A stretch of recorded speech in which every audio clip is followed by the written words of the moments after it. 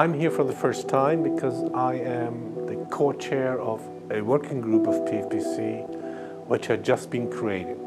So I could not talk about any achievements that we've had. I don't have any record to talk about. I talked about the preparations that we have engaged to make this new working group function well and produce some useful results at the end of some time.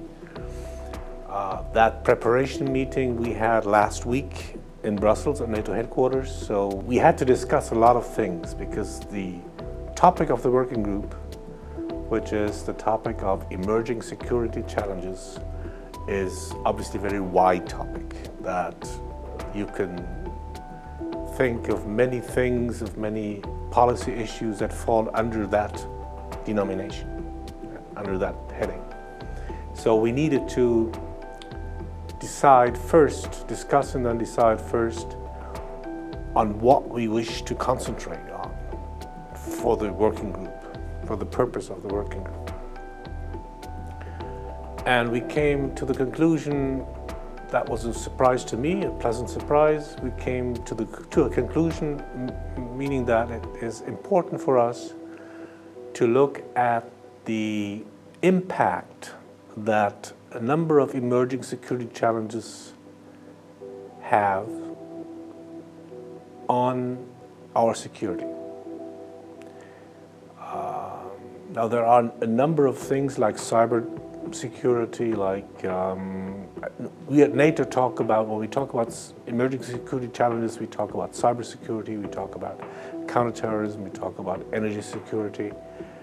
All these things are very different and different from each other, but there are linkages.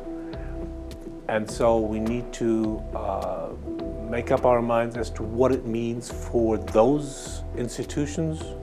We're talking about defense and military institutions that have to deal with the issue of security. And so what does that mean to our institutions? How can our institutions address that issue? Because it is at the same time a real issue, but it is a relatively new issue for example, an institution like NATO, which is a military alliance. So we need to engage in work to define the application, if you like, the field of activity, the field of reflection that we have to engage in order to address this issue and to make it usable for the purpose of, for educational purposes at defense academies and security policy institutions.